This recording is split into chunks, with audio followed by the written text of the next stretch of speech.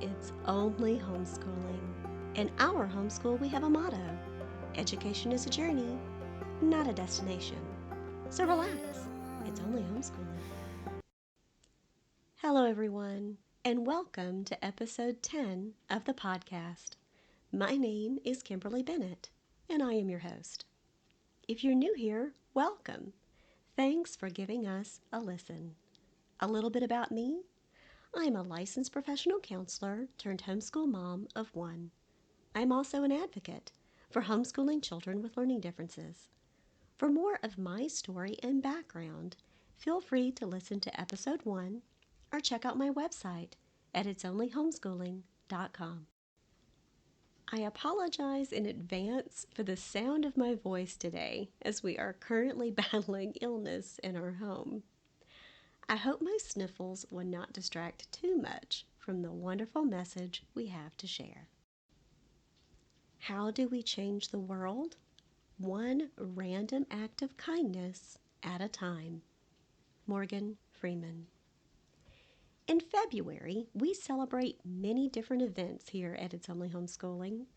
Black History Month, World Read Aloud Day, Groundhog Day, National Homemade Soup Day, Valentine's Day, President's Day, and International Play Therapy Week, just to name a few. From the silly to the serious, by far one of our favorites is Random Acts of Kindness Day, February 17th, and Random Acts of Kindness Week, February 13th through 19th. In the spirit of being the change we wish to see in this world, we have chosen to shine our salt and light spotlight for February 2023 on a grassroots organization that is changing the world, one random act of kindness at a time, under my umbrella. If you never had to stand up to something, to get up, to be knocked down, and to get up again, life can walk over you wearing football cleats. But each time you do get up, you're bigger, taller, finer, more beautiful, more kind, more understanding, more loving. Each time you get up, you're more inclusive. More people can stand under your umbrella. Maya Angelou. Preparing the soil. Through struggle comes strength and responsibility. Mission statement, under my umbrella. Under My Umbrella is a 501c3 community service organization founded partly by mom and philanthropist Christina Cheng. Her co-founders, none other than her two young boys, Ishaan Cheng Patel and Avinash Cheng Patel. While these young Good Samaritans are currently in high school and middle school, respectively, their ambitions to service began long ago. The boys have served alongside their mother in community outreach, as my late mama would say, since they were knee-high to a grasshopper. As a mom, Christina recognized early on the value of instilling empathy and kindness in her boys from a young age. Yet, finding service opportunities for young children presented a challenge. Undeterred, the mom made a way to include her boys in her outreach efforts, often coming up with projects on her own to give her children real-world experiences. Planting a seed. It was a blisteringly hot day in North Texas when Christina took her youngest son, Avinash, Avi, then age 7, with her to work. At the corner of her office in the heart of Dallas stood an unsheltered person who was panhandling. Seeing another human in need, her son asked if they could give the man a bottle of water. Christina explained to Avi that she did not have a bottle of water with her at the time, but that she would get one on her lunch break, and they could give it to the man together. She kept her promise, but when mother and son went to look for the gentleman later in the day, he was nowhere to be found. Avi was devastated. but not for long. Together, the family developed a plan. They saw a need in the world and decided to do something about it. Life giving water. The following weekend, the family purchased cases of bottled water and snacks. Christina loaded up her SUV and the family hit the streets. The mom and her two young boys, wagons in tow, began handing them out to anyone in need. Watching her garden grow. Seeing the seeds of stewardship she had planted begin to bloom, Christina quickly realized her young family needed support. While their good works were making an impact, the sheer number of unsheltered individuals in the city of Dallas alone evidenced a need for more hands on deck.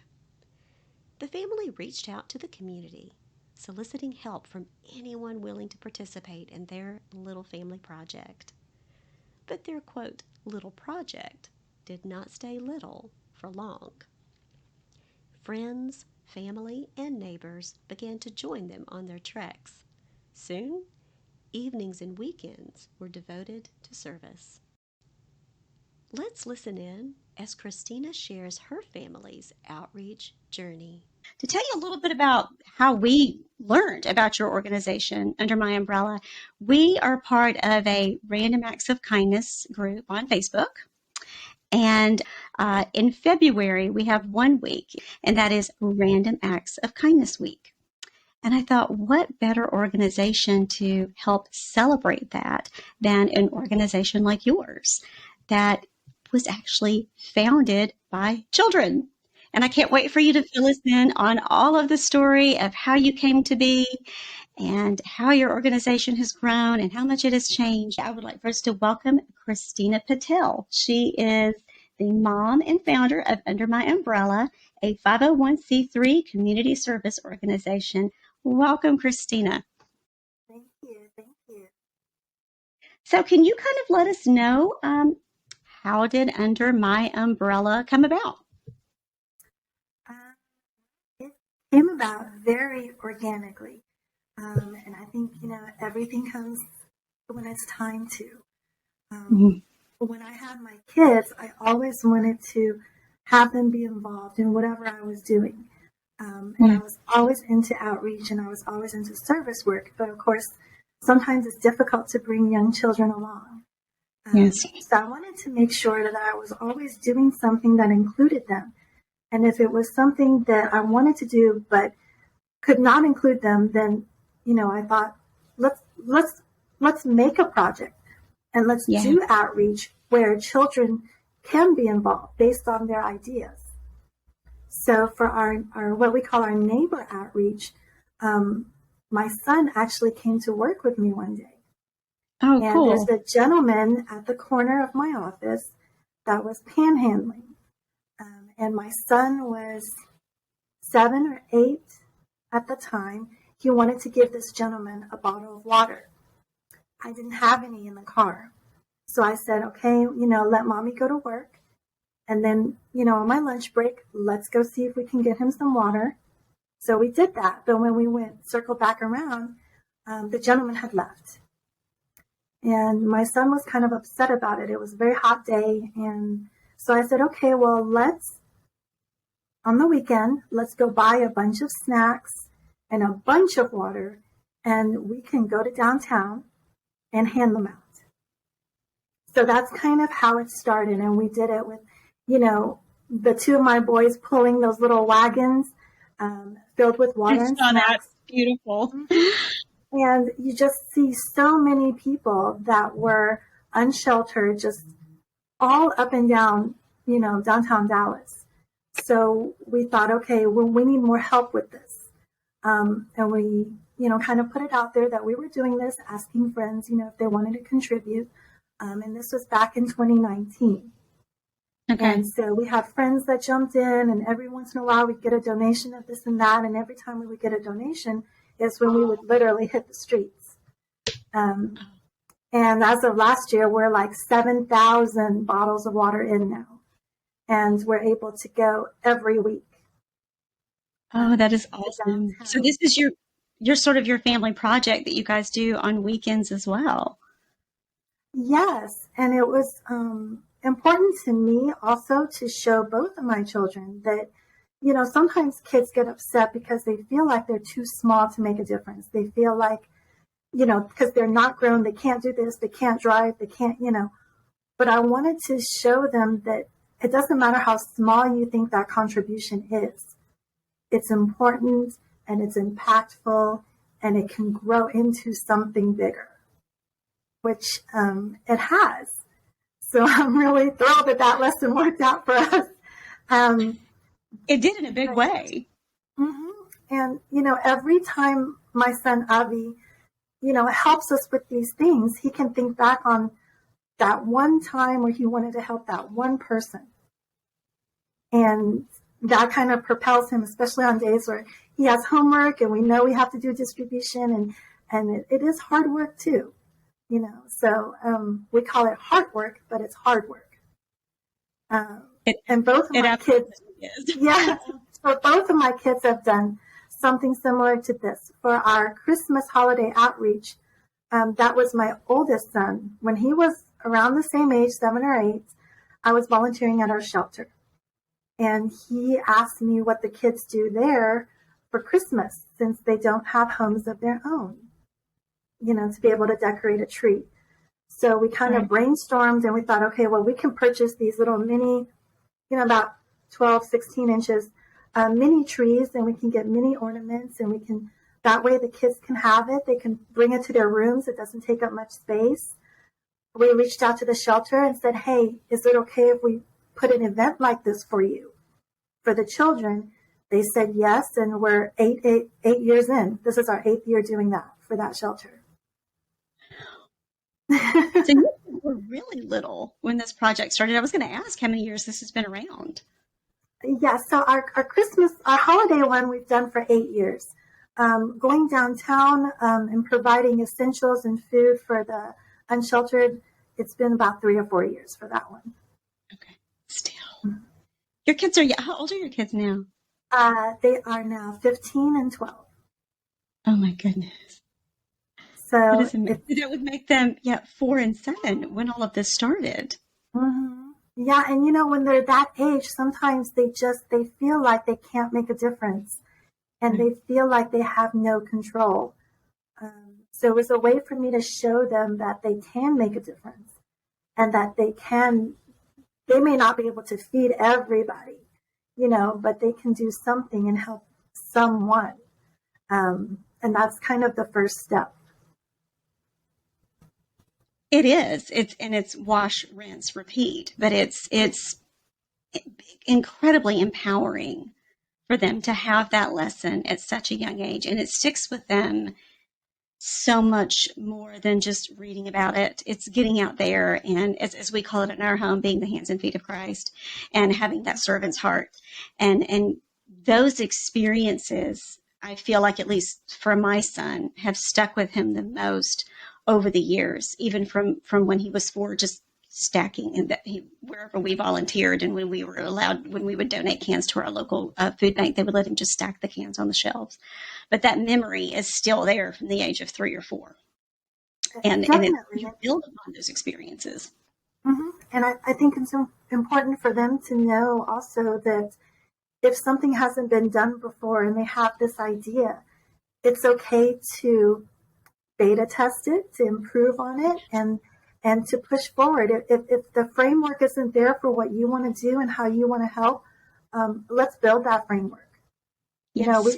We've had a lot of learning lessons on the way. Like I can tell you, when the winter came, we wanted to do a hot, coffee for everyone, coffee service. None of us are coffee drinkers, so we went to the store and I bought what I thought was instant coffee. We went downtown. We had, Cambros with hot water, and it turns out I did not buy instant coffee. Oh, no. And it did not work. One of our unsheltered neighbors, he stirred for a really long time, and he was like, this is not, the right coffee. And, those are all learning lessons. They so are. kind of learn as we go. You kind of laugh about it, and it's okay. We're trying, and you just come back the next week, and we got the right one. That is a beautiful memory and a lesson to stick with you. And the bigger lesson, more than, okay, make sure that I know what coffee I'm buying. The bigger lesson is don't give up. You're going to face obstacles in life Yes. in general. No matter, oh, what a beautiful lesson you taught your boys. You're going to face so many obstacles in this life. That is literally a part of life. You don't shy away from them. You might get discouraged for just a moment, but you take a step back and it gives you a chance to problem solve. Mm-hmm. And if there isn't a way, you make a way. Yeah. If you truly want to have something done, that's how you empower your children. Oh, these are beautiful lessons you're teaching your boys. Yeah, I mean, we learn, and it's okay. We didn't know, but when you know better, you do better. And Absolutely. So the next time, we got same thing with some of the way that we serve our neighbors downtown, because we do it from the back of our car. We've had to learn what works, what doesn't work. It's all part of the process. It is. I think for so many people, by the time this airs, the article will have come out. But the latest article that I'm working on, this is currently January when we're recording this. For January is Poverty Awareness Month, and so what I'm currently working on is a series of talking about service and getting more individuals involved in service, and particularly we're a Christian family, but talking about what are some of the barriers, some of the things that get in the way or obstacles that prevent people from serving. And one of the biggest things, there's many, but one of the biggest things that comes to mind is, well, what can I really do? Does giving someone a hot cup of coffee for one day make that big of a difference? And the answer is absolutely yes, it can. It absolutely can. And I think sometimes we discount just how much impact even the smallest acts of kindness can have. Mm-hmm. No, I absolutely agree. I think that, if you get discouraged looking at this big obstacle ahead of you, it's hard to move forward at all. And when in talking to my boys, they fully understand that we are not going to solve homelessness. No. We are not going to be able to house everyone who needs shelter here in the DFW area. But within the boundaries of what we can do, we can be kind. We can bring a hot meal. We can give them some hope that somebody is thinking of them. And maybe if they feel like they're ready to take that next step and they're ready for some additional help, we can be there and provide those resources or those phone numbers to those resources when they're ready, because there has to be a trust building phase too. Yes, it is. In doing outreach. So that's, kind of what I tell my boys all the time. Like, we're fully aware that a hot cup of coffee or an ice pop during the summer is not going to solve someone's life crises. But that little bit of kindness matters. And I'll say, there's been many times where we always keep a pack of essentials and non-perishable foods, blankets, water bottles, things like that in the car, where we've seen somebody stop the car and offered it. And one time I remember, because a gentleman told me, no, I don't want any food. But he said, thank you for seeing me. Yes. And I think that's important, because a lot of times as adults, we get so busy with work and this and that, we drive past and walk past people and we don't even see them or acknowledge them. Yes. So when my children, because they're new and they're young, they see things. So like when my son saw that gentleman on the side of the road and was like, Mommy, he needs some water, that's something that I honestly did not see. I was driving, I was going to work, I honestly did not see him. So I think it's really important that we stop and take time to actually see people. We do. I'll even go a step further with that. Sometimes we do see that it is fear and hesitation that keeps us from acknowledging what we see. And I think that is also Yes. a big hurdle. Some of it is fear of, well, what if I do the wrong thing? What if I can't help? Or much of, like you said, well, what would one meal or one hygiene bag make a difference in someone's life? And the point is not to let that stop you from at least taking that first initial step. You have to take a step back, like you said, and look at the bigger picture. You're planting seeds. You're cultivating the soil, and then you're going to come back after that initial seed and you're going to nurture it. You're going to pull out the weeds as you need to, and you're going to grow that relationship, and you're going to help grow that person. They have a responsibility of what they need to do as well to accept what you give them, but you're only responsible for what you're going to do. But that doesn't mean you should shy away from that responsibility just because you don't have control of where it's going to go. Right. And I think that the whole, the trust, building trust in relationships is so important. I know when we first started, the boys and I, we also didn't understand Dallas traffic very well. So many times we would get stuck downtown and it would be after dark. And my mother would be especially concerned, she'd be like, hey, I want you to be safe. But honestly, our friends downtown, they know our car and they've known my boys since they were little. I mean, they watch out for them. I've had a gentleman pull my child from the street when a car was coming. It's mutual respect both ways. Definitely. It is. It absolutely is. So let's talk about the name of your organization, Under My Umbrella. Can you tell me a little bit about where that came from? So the interesting thing about that is I do origami, and so do my kids. And that's a way for me to kind of relieve a little stress in between work. And I started making all of these, this is from my office, origami umbrellas one day. And they just kind of hang out on my desk. And I started making them, and people were like, oh, that's so cute. And I love, Maya Angelou, always have. And I came across that quote about, overcoming struggle so that you have this umbrella for other people to stand under. And it just stuck. And I thought, how perfect. And so that's kind of how our name came about.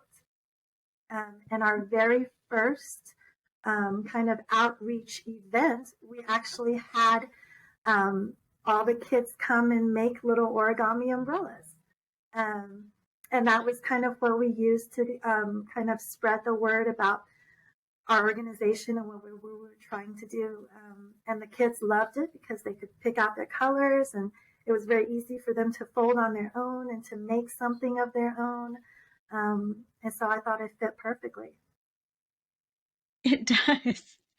I'm going to share the quote here right now for our listeners for just a moment. If you never had to stand up to something, to get up, to be knocked down, and to get up again, life can walk over you wearing football cleats. But each time you do get up, you're bigger, taller, finer, more beautiful, more kind, more understanding, more loving. Each time you get up, you're more inclusive. More people can stand under your umbrella. Maya Angelou. That is a perfect. That is one I've actually not heard, but I love it, and it fits exactly what you're accomplishing, not hoping to accomplish, what you are accomplishing with your organization. Harvest time. Before they were old enough to enter kindergarten, Christina felt it was important to teach her boys that they were not too small to make an impact on the world. I wanted to show them that it does not matter how small their contribution is. It is important, it is impactful, and it can grow into something bigger. Beyond stewardship, empathy, and compassion, through this family project, Christina has taught her boys life lessons not found in any textbook, such as work-life balance, problem solving, and perseverance. For adults, learning balance is a process. Now, imagine being a sophomore in high school, figuring out how to fit it all in, learning to drive, studying for your SATs, squeezing in time with friends, and shuffling distribution schedules as the operations manager of a 501c3 community service organization. Sound tough? You bet it is. But Ishaan Cheng takes the challenge in stride, noting the importance of community outreach. You get to interact with people. You get to hear their stories and learn from them, and they can maybe learn from you too. So everyone is learning together. Ishaan Cheng, co-founder of Under My Umbrella. What about juggling the demands of middle school while simultaneously organizing a neighborhood outreach and being the chief web designer for the nonprofit you co-founded with your sibling and mom? Sound tiring? It does to me too. But Avinash Cheng sees a greater good beyond the fatigue. The 7th grader genuinely enjoys helping others. I like to see people happy. When I see someone happy, it makes me happy too. Avinash Cheng, co-founder, Under My Umbrella. To me, as the mother of a young son living in a world with so many questionable, quote, role models, I can say this about these two young men: faith in humanity restored. Coming up, be sure to tune in to episode 11 of our podcast on Wednesday, February 22nd. In this Salt and Light Spotlight episode, we will continue our chat with Under My Umbrella co-founder Christina Cheng. Learn how Christina formed the heart of Under My Umbrella based on 3 tenets: education, empathy, and experience. 3 crucial components inherent not only to effective positive parenting, but also outreach leadership. Listen in as Christina shares how the camaraderie of sisterhood helped her overcome a hurdle we all face from time to time: imposter syndrome. You can listen here at our website, on Podbean, our YouTube channel, or now on Spotify, iHeartRadio, Player FM, or Samsung.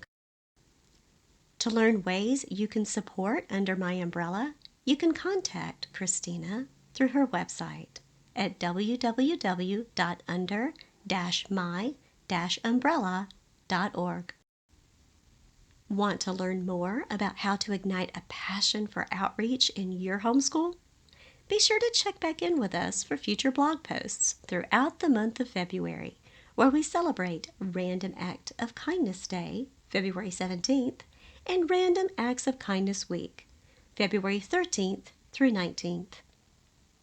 Truth be told, you don't need a dedicated day, week, or even a month to show your fellow human empathy and compassion. You can cultivate a servant's heart in your home with the tiniest gesture. With the It's Only Homeschooling podcast, we invite your family to join ours for life lessons beyond the classroom. We hope you'll make us one of your regular stops along the way in your homeschool adventures. And remember, education is a journey, not a destination. Until we meet again, take a deep breath and relax. It's only homeschooling. Running